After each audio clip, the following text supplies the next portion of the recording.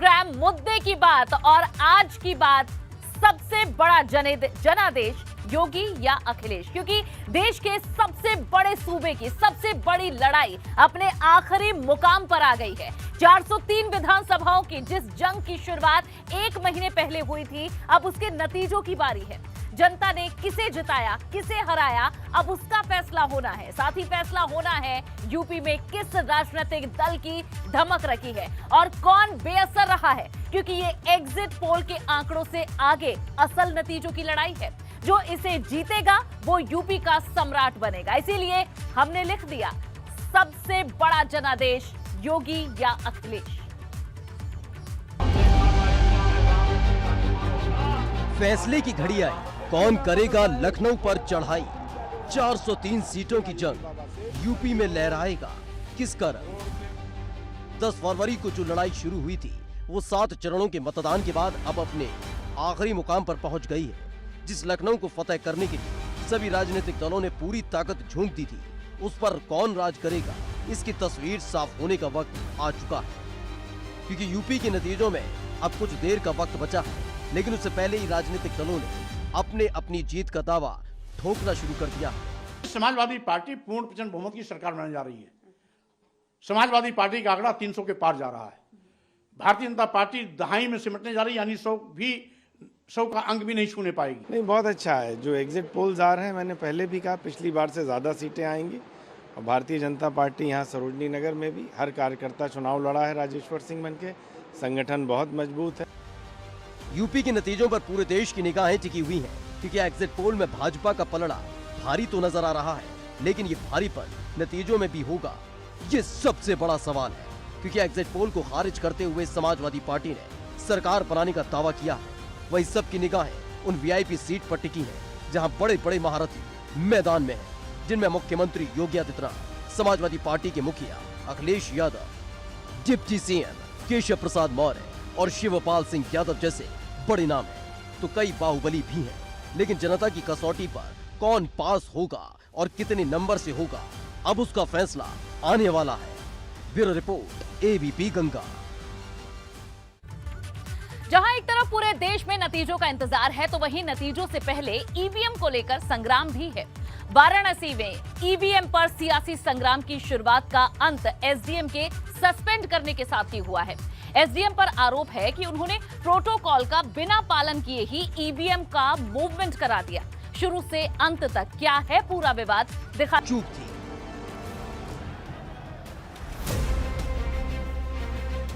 गौरतलब है कि वाराणसी में एक ट्रक में ईवीएम भरे मिले थे, जिसके बाद समाजवादी पार्टी के कार्यकर्ता सड़कों पर उतर आए थे।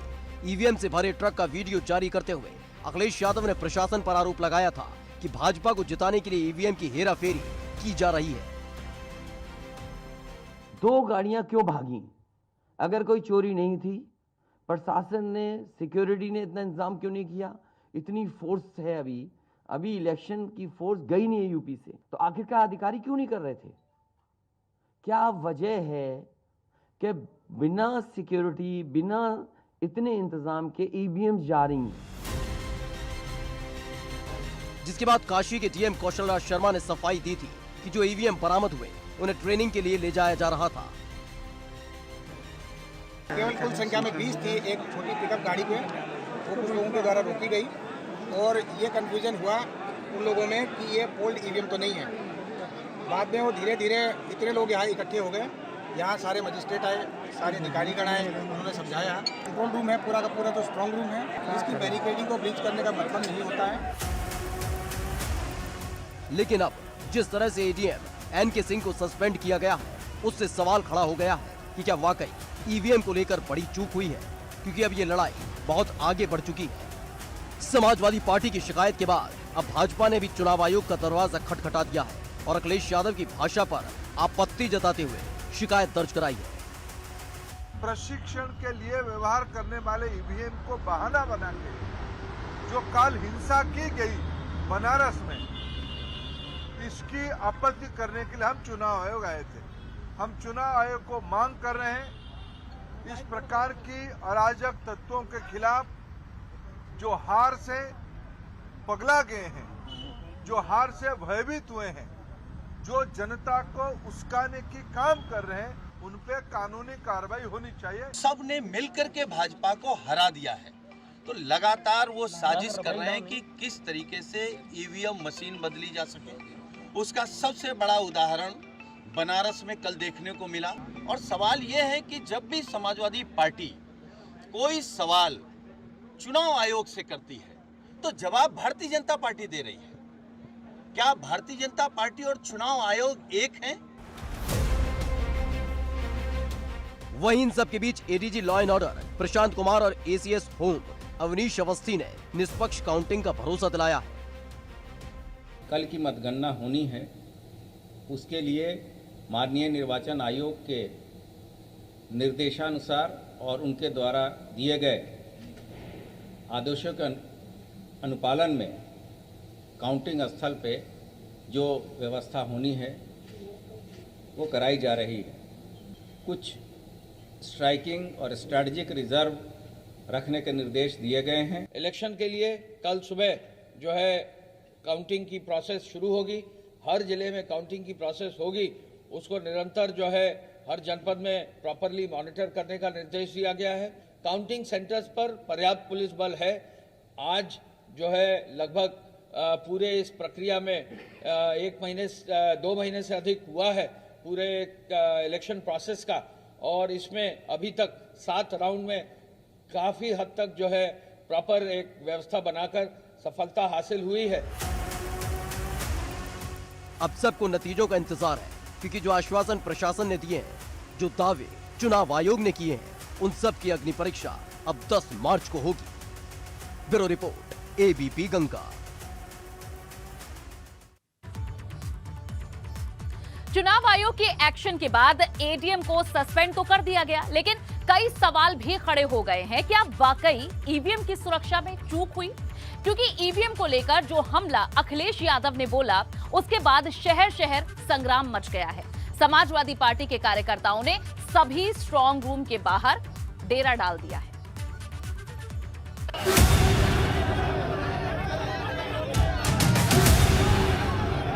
जो मशीनें इधर से उधर की जा रही हैं, हेरा फेरी करने का प्रयास किया जा रहा है, सत्ता का दुरुपयोग करके लोकतंत्र के ऊपर बहुत बड़ा आघात कर रहे हैं। दंगाइयों के बल पर राजनीति करने वाले, मुस्लिम तुष्टीकरण की राजनीति करने वाले जब चुनाव हार की स्थिति में पहुंच जाते हैं, इस प्रकार के बयान देते। ईवीएम पर तकरार, सियासत धुआंधार। लखनऊ से फोन आ रहे हैं कि जहां पर भारतीय जनता पार्टी हार रही हो वहां पर काउंटिंग स्लो हो और रात तक काउंटिंग लेकर के जाए। काशी से कासगंज तक, लखनऊ से लखीमपुर तक ईवीएम पर महाजंग। ईवीएम की सुरक्षा में सेंध, सच या फसाना, हार के बाद काम आएगा बहाना। क्या वजह है कि बिना सिक्योरिटी, बिना इतने इंतजाम के ईवीएम जारी हैं? जीते तो मेहनत से, हारे तो ईवीएम से। 10 मार्च का भी अखिलेश ने इंतजार नहीं किया, 8 को ही कहना शुरू कर दिया ईवीएम पेपर पर। और उनके आरोप निश्चित तौर से माहौल को खराब करने की कोशिश है।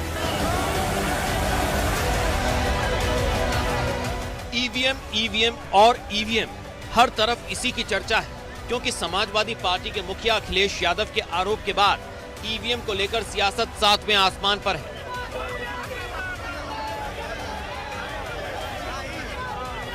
बिना सिक्योरिटी, बिना इतने इंतजाम के ईवीएम जारी हैं, और ईवीएम्स के बारे में ये मानना है कि किसी भी वेयर हाउस में रखी हो या किसी भी स्ट्रांग रूम में रखी हो तो बिना प्रत्याशी के जानकारी के आप मूव नहीं कर सकते हैं। अखिलेश यादव ने बुधवार को जो आरोप काशी से आई तस्वीर के बाद लगाया, उसका असर एक दिन बाद गुरुवार को देखने को मिला। हर जिले में स्ट्रांग रूम के बाहर समाजवादी पार्टी के कार्यकर्ता पूरी मुस्तैदी के साथ डटे नजर आए। क्या प्रयागराज, क्या गाजियाबाद और क्या अलीगढ़ और क्या कासगंज, ईवीएम पर शुरू हुई जंग का असर राजधानी लखनऊ से लेकर चंदौली, आगरा और गोरखपुर के साथ पूरे प्रदेश में दिखाई दिया।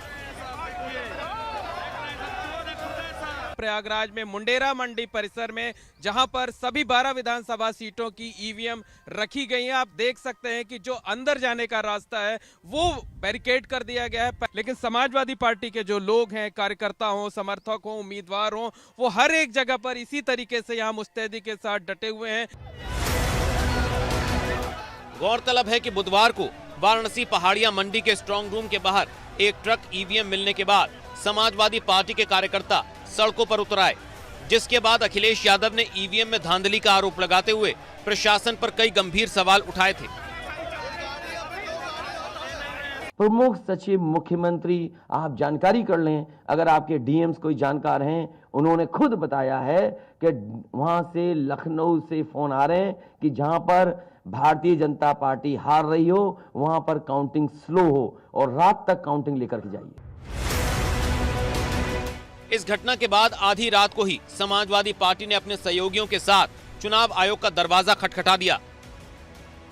जो मशीनें इधर से उधर की जा रही हैं, हेरा फेरी करने का प्रयास किया जा रहा है और हमारी पार्टी के कार्यकर्ताओं ने, समर्थकों ने, जनता ने मशीनें पकड़ लिया, तो वो मशीनें हटाने का आपको किसने अधिकार दे दिया? चुनाव आयोग की गाइडलाइन से कि कोई भी ईवीएम स्ट्रांग रूम से बिना प्रत्याशी को सूचना दिए आप कहीं नहीं ले जा सकते, चाहे वो खाली हो चाहे कोई भी हो। जिसके बाद भाजपा भी मैदान में उतर आई और समाजवादी पार्टी पर निशाना साधते हुए इसे हार से पहले बहानों की नेट प्रैक्टिस बता दिया। 10 मार्च को अखिलेश यादव जी कहेंगे ईवीएम बहुत बेवफा है, और 10 मार्च का भी अखिलेश जी ने इंतजार नहीं किया, 8 को ही कहना शुरू कर दिया ईवीएम बेवफा है। लेकिन जो बात काशी से शुरू हुई उसका असर अब पूरे प्रदेश में देखने को मिल रहा है। यूपी के हर जिले में स्ट्रांग रूम के बाहर समाजवादी पार्टी के कार्यकर्ताओं ने डेरा जमा दिया है। लोगों ने, जो प्रत्याशी हैं, जो समाजवादी पार्टी के, बीएसपी के, कांग्रेस के, उन्होंने अपने लोगों को, निजी लोगों को यहाँ रखा हुआ है और एक निर्धारित दूरी से यहाँ लगातार निगरानी पिछले 1 महीने से चल रही है। और ऐसे में कल जो कहा जाए 5 विधानसभा सीटों की गिनती इसी मंडी समिति स्थल से होनी। वहीं तमाम आरोप के बीच प्रशासन भी ईवीएम की सुरक्षा में मुस्तैदी से जुटा हुआ है। मेरठ में सुरक्षा की 3 लेयर बनाई गई है। प्रदेश के कई जिलों में भले ही ईवीएम पर रार चल रही हो, लेकिन मेरठ में सब कुछ ठीक ठाक है। इस वक्त ये तस्वीरें देखिए जहां ईवीएम रखी गई है स्ट्रांग रूम, और किस तरीके से यहाँ सुरक्षा का कड़ा घेरा यहाँ पर लगाया गया है। पुलिस चप्पे चप्पे पर तैनात है। क्या इंतजाम यहाँ पर किए गए हैं? एसडीएम मवाना सर हमारे साथ, उनसे जान लेते हैं। सर, आपसे जानना चाहूंगा कि आप देख रहे हैं कि पूरे प्रदेश में ईवीएम को लेकर रार चली है, मेरठ में तो कुछ नहीं है ऐसा? नहीं, यहाँ बहुत ज़्यादा सख्ती रखी गई है। निगरानी के लिए जिलाधिकारी महोदय की ओर से 8-8 घंटे के लिए 3 मजिस्ट्रेट तैनात हैं जो राउंड द क्लॉक यहाँ तैनात है। ईवीएम को लेकर मचे शोर से लखनऊ भी अछूता नहीं है, जहां सपा, बसपा और कांग्रेस के कार्यकर्ताओं ने कैंप लगा दिए हैं। पार्टी कार्यकर्ता हैं, यानी जो गड़बड़ी की आशंका जता रहे हैं, जिनको लगता है कि कुछ गड़बड़ी हो सकती है, ईवीएम से छेड़छाड़ हो सकती है, वो लोग यहाँ पर मौजूद हैं। आप देख रहे हैं सामने बहुजन समाज पार्टी का ये कैंप लगा हुआ है। ये लोग रात से ही यहाँ पर तैनात हैं। बगल में समाजवादी पार्टी का कैंप लगा हुआ है, वो भी उनकी टीम यहाँ पर तैनात है। इसी तरह से हर जगह सामने से लेकर पूरा आसपास का इलाका राजनीतिक दलों के कैंप से पटा हुआ है। अब मतदान से पहले की रात किसी कयामत से कम नहीं है। हर जिले में स्ट्रांग रूम के बाहर कड़ा पहरा है, लेकिन इन सब के बीच सवाल गहरा है, क्या ईवीएम में धांधली इतनी आसान है? क्योंकि अब गली गली, शहर शहर एक ही चर्चा है, ईवीएम और सिर्फ EVM. Bureau report, ABP Ganga. UP विधानसभा चुनाव के ऐलान से पहले ही ये साफ हो चुका था कि इस बार मुकाबला सिर्फ भाजपा और समाजवादी पार्टी के बीच ही होने जा रहा है, जिसका साफ असर 7 चरणों के चुनाव के दौरान हर चरण के बयानों में भी देखने को मिला। अखिलेश ने पूरी भाजपा को घेरने में कोई कोर कसर नहीं छोड़ी, लेकिन पीएम मोदी और सीएम योगी ने भी बिना नाम लिए अखिलेश यादव पर खूब हमले बोले। अपराधियों को इन घोर परिवारवादियों की सरकार का पूरा संरक्षण होता था। अपराधी, गुंडे, दंगई और अब आतंकी, इनके तार सीधे सीधे समाजवादी पार्टी से जुड़े। कि जितना बड़ा भारतीय जनता पार्टी का नेता है उतना बड़ा झूठ बोल रहा है। अगर भारतीय जनता पार्टी का छोटा नेता है तो छोटा झूठ बोल रहा है, उससे बड़ा नेता है तो उससे बड़ा झूठ बोल रहा है, सबसे बड़ा नेता है तो सबसे बड़ा झूठ बोल रहा है। यूपी चुनाव के प्रचार के बीच आतंकवाद के मुद्दे ने भी अपनी जगह बना ली थी। इसकी वजह बना 18 फरवरी को 2008 में हुए अहमदाबाद धमाकों पर आया ऐतिहासिक फैसला और धमाके के एक दोषी के सपा से तार जुड़ने के बाद भाजपा ने अखिलेश यादव की घेरेबंदी शुरू कर दी और प्रधानमंत्री ने पूरी समाजवादी पार्टी पर ही प्रश्न चिन्ह लगा दिया। यहां समाजवादी पार्टी का जो चुनाव सिंबल है ना, उनका चुनाव का निशान है ना, तो शुरू में जो बम धमाके हुए वो सारे के सारे बम धमाके उन्होंने बम साइकिल पर रखे हुए थे। आप देखिए, साइकिल पे बम रखे हुए थे। पीएम मोदी के इसी हमले के बाद अखिलेश यादव ने अपनी पार्टी के चुनाव चिन्ह को आतंकवादी घटना से जोड़ने पर नाराजगी जाहिर करते हुए एक ट्वीट कर दिया और साइकिल के अपमान को देश के गरीबों का अपमान बताया। सिर्फ प्रधानमंत्री ही नहीं बल्कि उनके मंत्री अनुराग ठाकुर ने भी अहमदाबाद ब्लास्ट के फैसले को लेकर अखिलेश की चुप्पी पर सवाल खड़े किए। सपा पर आतंकियों से सांठगांठ के आरोप भी लगाए। अहमदाबाद बम धमाकों के तार सीधे तौर पर समाजवादी पार्टी से जुड़े हैं। अखिलेश यादव जी अब तक मौन हैं, चुप्पी साधे हुए हैं। कारण क्या है? आतंकी का अब्बूजान, समाजवादियों का भाईजान, इसलिए बंद है जुबान। अखिलेश जी की बंद है जुबान। अपराधी, गुंडे, दंगई और अब आतंकी, इनके तार सीधे सीधे समाजवादी पार्टी से जुड़े हैं। क्या है ये कनेक्शन? आजमगढ़ को आतंकवाद का गढ़ बनाने का। क्या है ये कनेक्शन? आतंकवाद पर चुप्पी साधने का। क्या है ये कनेक्शन? मौन साधने का और झूठे आरोप दूसरों पर लगाने का। एक तरफ प्रधानमंत्री मोदी अखिलेश पर हमले बोलते रहे तो दूसरी ओर मुख्यमंत्री योगी आदित्यनाथ ने मोर्चा संभाले रखा और अपनी हर रैली में समाजवादी पार्टी और अखिलेश के समाजवाद को अपने ही अंदाज में परिभाषित करते रहे और अखिलेश को परिवारवादी और उनकी समाजवादी पार्टी को तमंचावादी बताते रहे। आज राह चलते हुए किसी राहगीर पर, किसी व्यापारी पर या किसी बेटी पर कोई तमंचा तानने का दुस्साहस कर पाएगा?